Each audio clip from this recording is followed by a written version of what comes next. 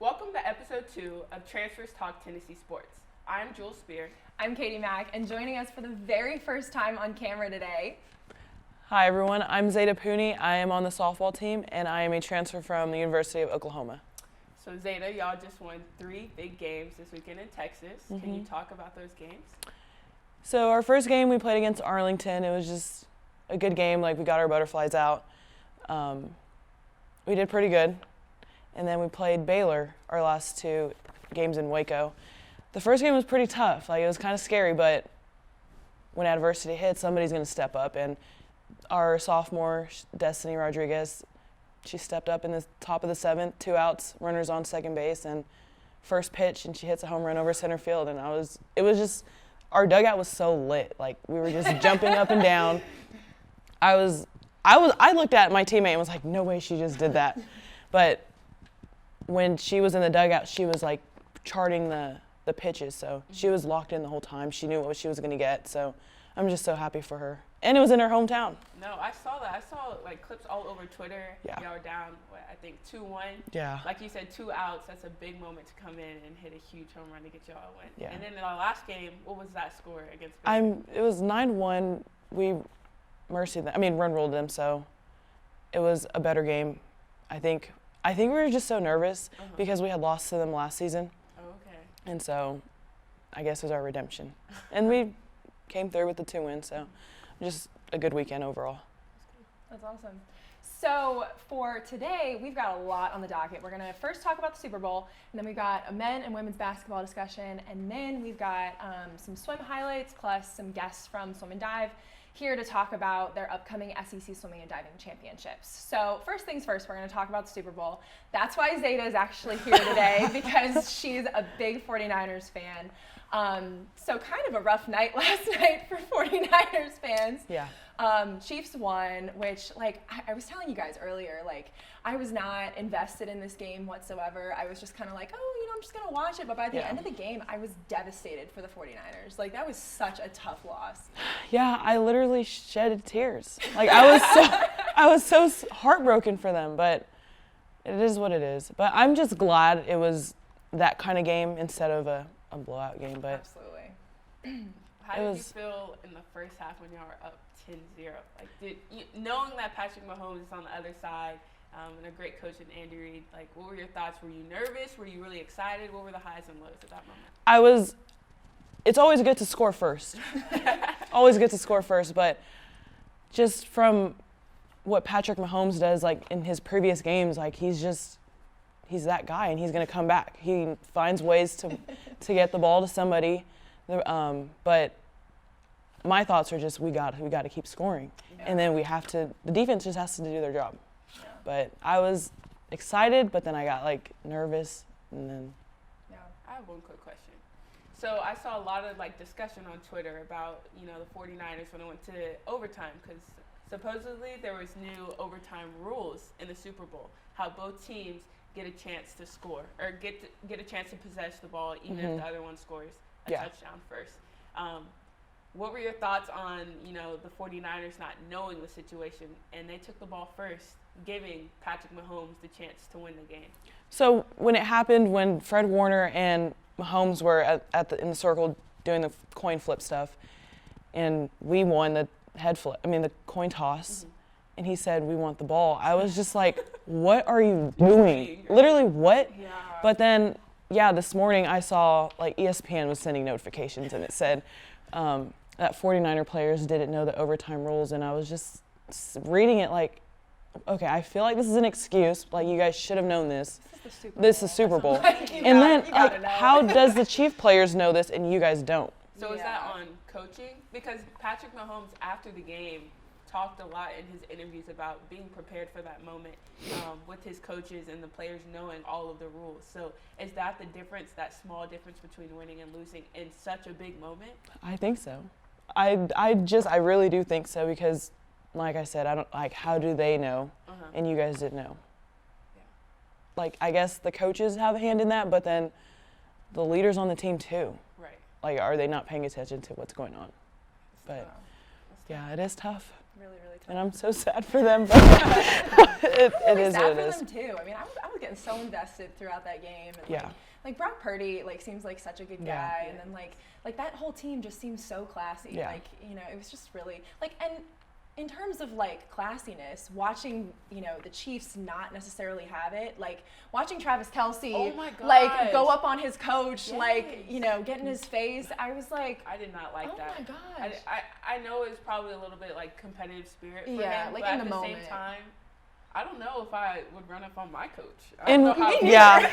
we In, can all agree on that one. I would be gone. no. In one of his interviews, I think he said that something about, He was just doing it, like praising his coach. yeah. Yeah. And like Yeah. that was just No, that there was is so no weird. way. No Yeah. way.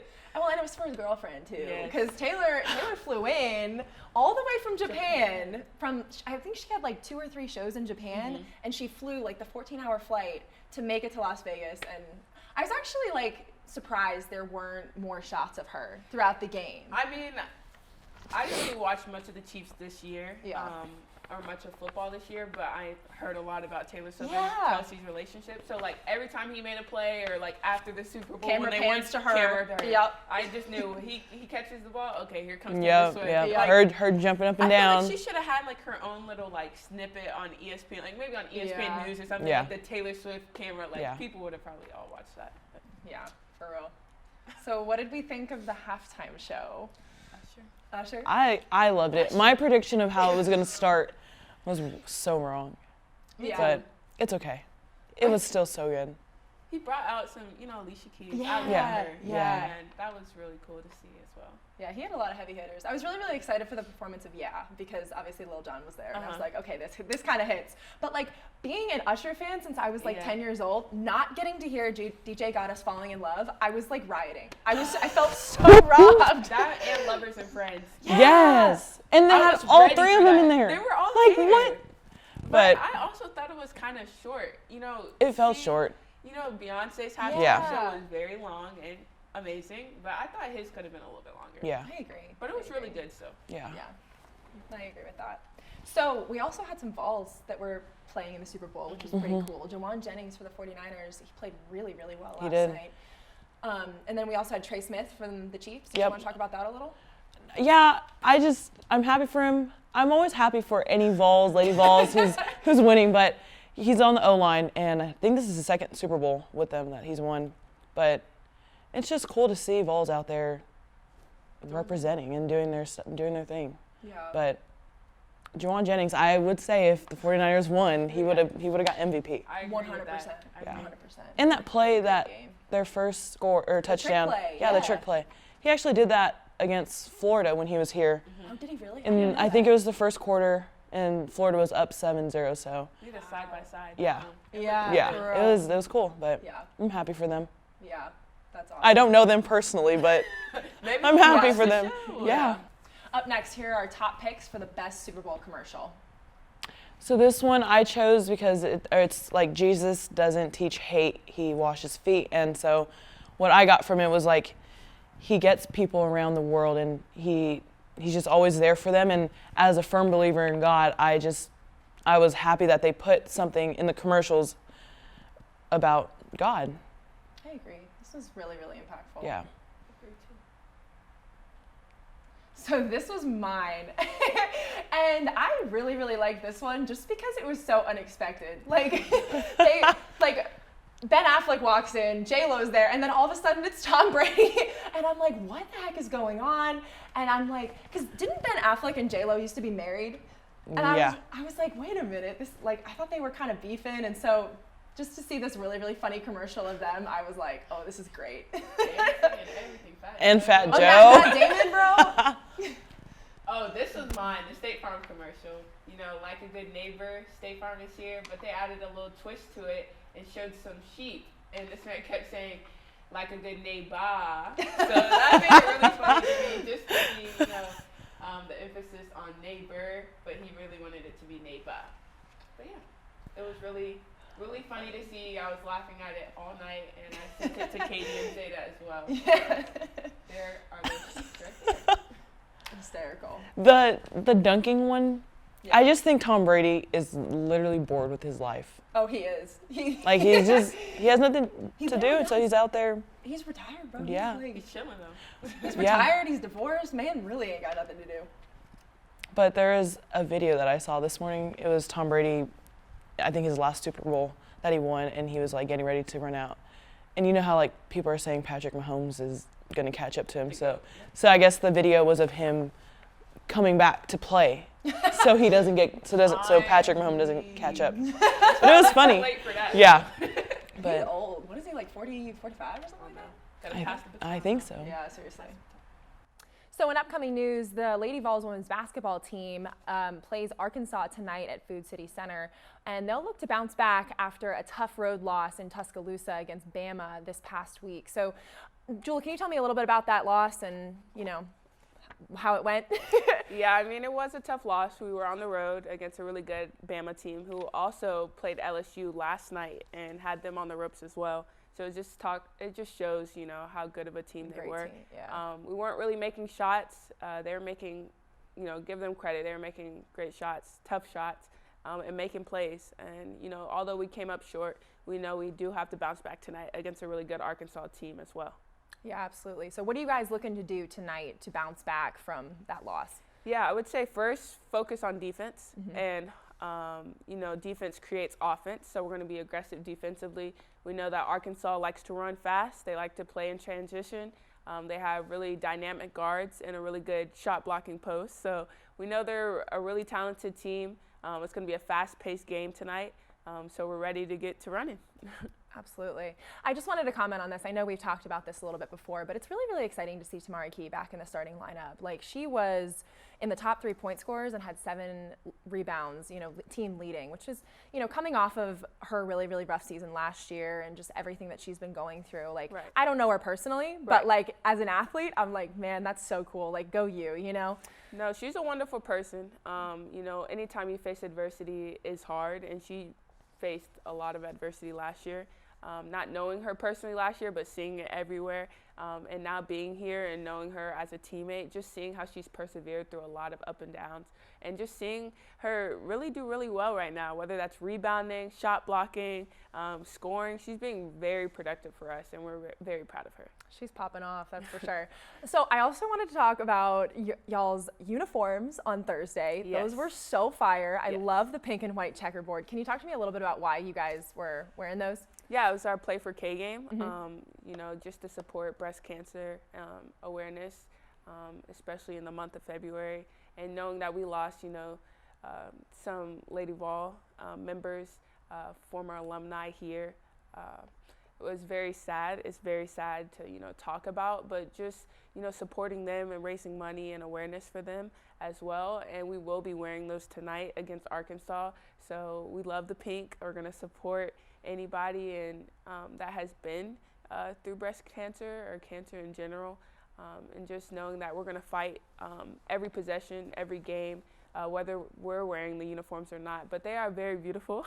They're pink. They are awesome. We got pink shoes as well, as you I didn't have see seen. those. Oh my gosh, those are great. So if you all come out to our game tonight, or if you just support through the television, you will see those. That's fantastic. So like she said, the Lady Vols are playing tonight at 7 o'clock? Yes, correct. 7 o'clock at Food City Center. So up next, we're actually going to get to talk about swimming, which is really exciting because that's what I do. And the Vols swim and dive team is gearing up for SECs, which start next Tuesday in Auburn, Alabama.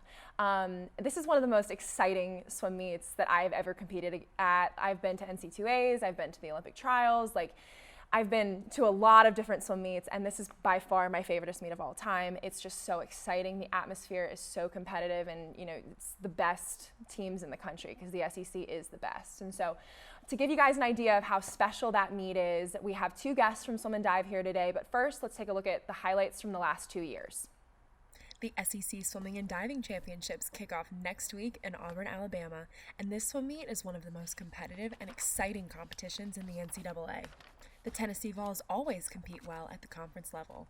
The Lady Vols have won the team championship twice in the last 4 years and notably took home the trophy 2 years ago while hosting the meet at Allen Jones Aquatic Center in Knoxville, Tennessee, thanks to stellar performances across the board from athletes like Kristen Steggy, Julia Mrazinski, and Mona McSherry. On the men's side, the Vols have been on the rise as well. 2 years ago, they finished second, which was their highest team finish in 20 years.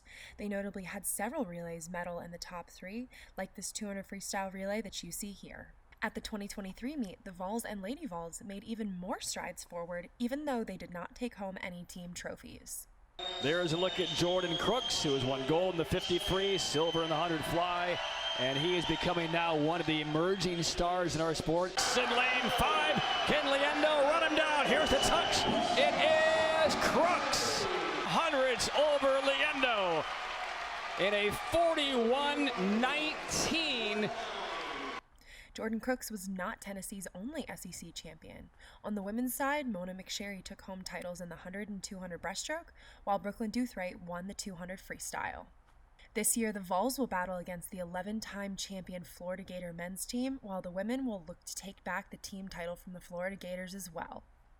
So now for today's guest, we've got Micah Chambers, who is a sprint free and butterfly specialist, and Kate McCarville, who is a distance freestyle specialist from the swim and dive team. Thank you guys so much for joining us. Of course, it's an honor. So talk to me a little bit about how special SECs is as a meet.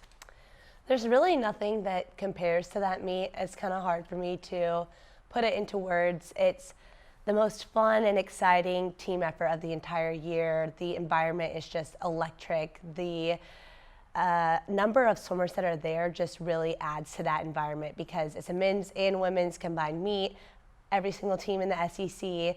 It's super long, Tuesday to Saturday, high energy the entire time, and SEC is so competitive. It's the deepest conference there is in swimming, and so there's fast swimming, but there's also just the environment you get where you're supporting your teammates and growing closer to one another through this super big meet that you've been working towards the entire year. Yeah, it's huge. I mean, Kate mentioned the component of both male and female. A lot of conferences don't have both male and female going at the same time. She spoke about the energy. The energy is unmatched. I mean, I've been to NCAA's Olympic trials, but the environment there is just unreal. It's exciting. Absolutely. You guys both spoke about how special the combined aspect is. And one of the reasons I wanted to bring you both on today is because of that combined aspect, but at the same time, the meet is scored separately. So Kate, in 2022, you were on the team that won SECs at Allen Jones, which was really, really exciting. Yeah. So talk to me a little bit about what that meant to you. Yeah, that meet meant everything to me because I was a freshman, so that was my first picture of what it meant to be a Lady Vol swimmer or diver. And we set a goal and a mission at that beginning of that year that we were going to win SECs, and nothing was stopping us from getting in the way of that. And we walked on that deck, which was at home, which gave us this level of comfortability and confidence that really propelled us towards our win. But we walked on that deck the first night, and there was nothing that was getting in our way. We just carried that momentum throughout the entire meet and really embodied this attitude that we try to embody as Lady Vols, which is being a selfless warrior.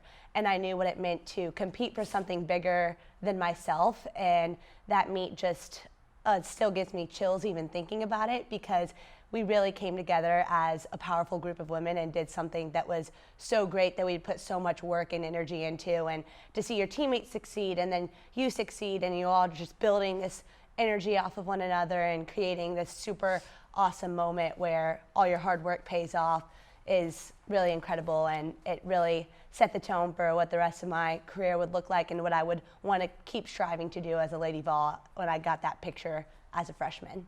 Yeah, that's so awesome. I remember, because at that time I was still at Florida, and so walking on that pool deck and just seeing how unified the Lady Vols were that week, I mean, you guys, like, you know, coming from being on another team, you guys really were unstoppable that week. It was really, really cool to watch. So, well, I didn't know you noticed. Oh, I definitely noticed. Are you kidding? Y'all were kicking our butts. But the men also had a really, really special meet in 2022. You guys finished second for the first time in 20 years, and I wanted to actually talk about this photo. I talked to Jordan Crooks this morning, and he was actually saying that of all of his favorite NC2A moments, this was one of his most special, which is crazy because he's, you know, won NC2As. Yeah, I mean, he's done so many incredible things. So talk to me a little bit about what this moment meant for you. So this was huge. I remember we were in So we're at home. There wasn't really any ready rooms.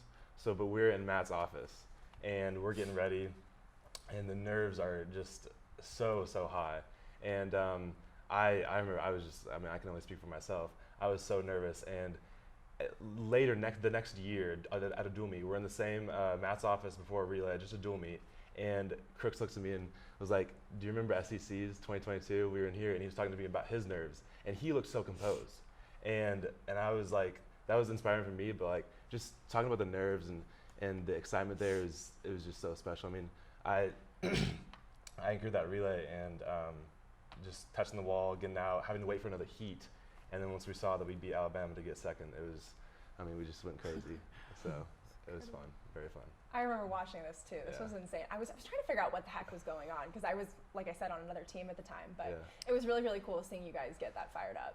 Being on the sideline and watching their reactions to this, and then we were going crazy, and you're just waiting in anticipation, kind of rooting on the other team's downfall a little bit in the next heat, and then we all go crazy. It just speaks to how special the Vols and Lady Vols are together, even though it is 100%. a separately scored meet. Totally. Like it's a combined team. Like there's so much support. They draw energy from us, and we draw energy from them. It's just Totally. Absolutely. So let's switch gears and talk a little bit about this year's meet. Kate, can you talk to me about the Lady Vols and what you guys are looking to do this year? Well, what we are looking to do this year, and team goals, maybe some obstacles. Like, what do you got for me? Yeah, well, we're looking to run it back, win it again. And last year, Florida won it. You were a part of that, so you know what it's like to win a championship, SEC championship too. And I think that we know the competition is going to be tough this year. A lot of talent on that Florida team, but I think the thing that really separates us from the other teams is the family aspect we have, the relationships, the emphasis that we put on really investing into one another and making each other the best versions of themselves. So it's not just, I'm going to do my part and do what I can. It's, what can I bring to my teammates? What can I give to them that I know is going to encourage them and push them to be at their best? Because at a meet like SEC's, it's not just about how you're performing in the pool. It's about how you're cheering on the sidelines and how you're hyping up your relays and whatever it may be. So I'm really excited for this year. It's at Auburn. Last year that Auburn's going to host SEC's, so it'll be a lot of high energy from them. The last time that the Lady Vols competed at Auburn was in 2020, and that was when they won their first SEC championship ever. So we had a little good mojo going on at that pool. So I'm really excited. I think the team right now is energy-wise in such a good place. Every practice has just been lights out for people, high energy, fun energy, and I'm just really excited to see what we do. We've had some obstacles this year, meets that haven't quite gone our way, but then we beat Georgia in a dual meet, really good momentum there, had a great senior meet against LSU, so I feel like we're just carrying those wins and that momentum from those meets into this SEC championship. I totally agree. Micah, talk to me about what the men's team looks like right now. So I'm going to draw on some words from Coach Rich. We're looking to just have 5 good days, 9 good sessions. We're going to welcome home runs, but hitting doubles, hitting singles is what's going to help us in the long run. And I haven't swam to Auburn. We've had some great success in the past. I'm excited. It's a fast pool. We've got great talent. I mean, as I take a step back and look at the roster, I mean, we got Martin, great 2-fly guy on that mid-distance spectrum. I room with 2 distance swimmers, Raph and Jake. So I'm ready to see them throw down some fun miles and 500, as well as Kate. And then we're known for our sprint squad. Tennessee Sprint is deep. We got on the men's side, Guy and Crooks, of course, and then I'm excited about Nikolai Blackman. He's up-and-coming freshman, up-and-coming sprinter, and just see what he can do at SEC, so I'm excited. Absolutely. Nice. So Jules got some fun questions for you guys. We'll switch gears a little bit. Yeah, so I just wanted to say, fun fact, I used to be a competitive swimmer in middle school. Awesome. Yeah, 6th through 8th. Yeah, I didn't even know that. Okay. Yeah, it was tough. I'm a basketball player now, so my mom kind of instilled in me swimming, like just to help my conditioning and like relax my body and stuff like that. And it's a lot of work to be a swimmer, and obviously y'all know that, but a lot of people do not know that. So what does that preparation look like, before the meet and then the day of the meet? Yeah. Well, appreciate the shout out. It always feels nice when people recognize the work that we put in. Yeah, the preparation is huge. I think one piece that we really try to focus on in the weeks leading up to SECs is the recovery piece of, the sleep and the nutrition and the, making sure that you're getting treatment if you need treatment or whatever it may be to help optimize your recovery as we're starting to wind down. Swimming wise, we'll start resting a little bit leading up to it. But then the other piece that I love is just really trying to stay connected with the team. So, hanging out with your teammates outside of the pool, getting to know one another, spend time together, with people that maybe you don't necessarily see every day because they're not in your event group. Okay, well, you seek those people out just so that team chemistry and culture can be at its absolute prime leading up to the meet. And then as the meet gets closer, it's just a lot of high energy. And then when it comes to those outside of the pool factors, the nutrition, the sleep, we have the best staff and support staff in the country. So our nutritionist Beth and our strength coach Craig, they're all there trying to optimize, at SECs, trying to optimize everything outside of the pool so that we're ready and primed to go because that recovery piece is essential. 100%. She touched on so many great aspects of what makes our team awesome and our support staff. One thing I want to touch on is our Dr. Joe, sports psychologist. He helps us out before practices and before meets, and then going into a big championship meet really helps us find that center, find a place where we can really exhale and calm some nerves, but then create energy though, and be ready to compete. And so that's a big part of our preparation that we try to hone in on. And then just the warm up, the dynamic stretching and stuff, the recovery, also huge. So. No, I agree. I agree because preparation leads to success, and when 100%. you are prepared, you feel successful and you feel that you are going into your meet confidently as well. Amen. Yeah. Yep. So growing up, most kids play different sports. I played basketball, softball. I've done competitive swimming, track. What did that look like for you all growing up, and what separated swimming from the other sports?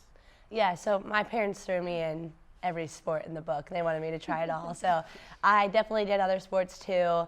And then middle school was when, other things kind of started falling to the side. And then by my 8th grade year, my club coach had sat my parents down and sat me down and just said, what are your long-term goals in this? Because I see potential for you to take this thing really far.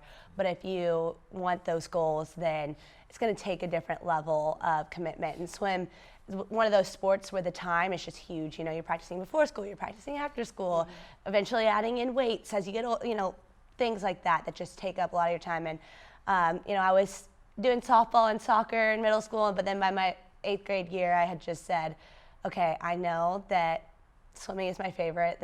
I want to swim in college.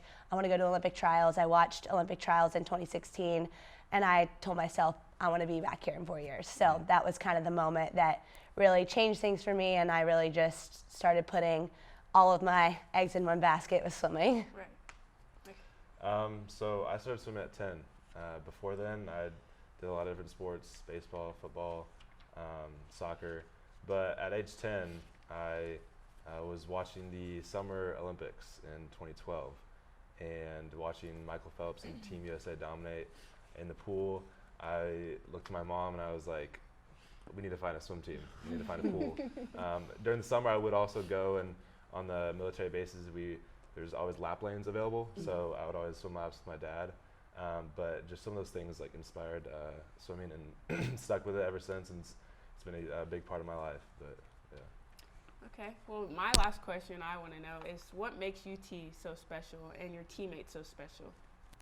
Yeah, so I could talk about this for hours. She could. She will. Yeah, if you let me.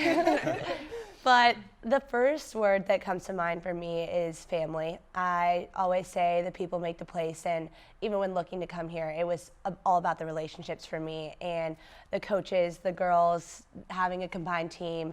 There were so many aspects that just made me fall in love with this place because the people were so welcoming. And I know family can sound cliche because a lot of people say it, but it's truly embodied here, and I feel like every single person has my best interest at heart, and it's really beautiful when you can do the same for somebody else. And just in general, the volunteer tradition of putting others before yourself was something that I really resonated with. And I, have fallen in love with my major, therapeutic recreation here, which is, a unique thing about the school and not offered a lot of places. I love the city of Knoxville. All of that were extra added on pieces, but this group we have with this swim team has really just given so much fulfillment to my life, and created memories and experiences that I'm going to take with me forever. I'm going to have my best friends from this. I'm going to have, my greatest accomplishments from this. Talking about SEC is just really, it's humbling, because I feel so grateful that I get an opportunity to compete at a level like that with the group of girls that I'm with every single day, because there's just not a lot of people out there who have that opportunity. So I really just want to soak every second of that in and you live in it. So being at UT and being a Vol is just something so special. I look back at when I was recruited, and I wasn't the guy out of high school wasn't the fastest sprinter that was in our class that they ever recruited. They took a chance on me.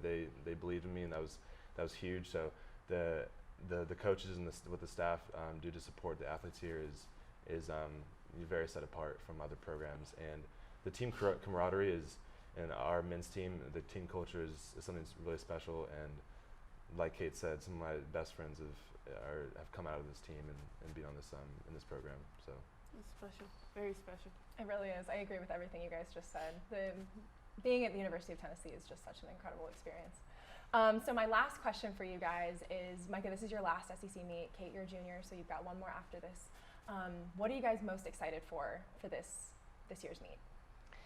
Man, I just love having fun with my teammates at this meet. It's the best thing. The competing aspect is obviously incredible, and I think being a junior now, having the experience of the first 2 years of, handling the nerves, like you said, and knowing, I'm going to go in and do my part, play my role, get my hand on the wall before the people next to me. That is amazing.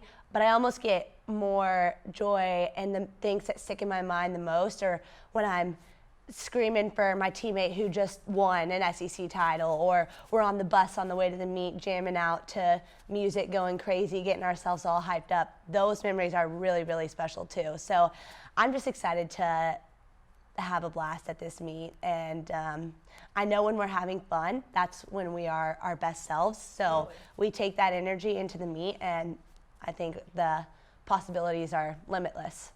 Absolutely. So yeah, senior year, last dance, last go around. I'm really excited to go into this meet with my teammates. The big thing we just touched on was looking at competition and noticing all the hard work we put in. But it's all about, when you get to the championship meet, it's all about competing. And you have to have that characteristic, that personality to be competitive. And so I'm really excited all of our guys are competitive. And we see that day in and day out in the pool and in training. So I'm just excited about what we can do in the pool, and I'm just curious to see how much we can compete at this SEC championship at Auburn. So. Me too. I think it's going to be a really, really fun meet. Yeah. So thank you guys so much for being here today. Really, really appreciate it. And thank you guys for watching. We will see you back here next week for episode 3. Go Vols!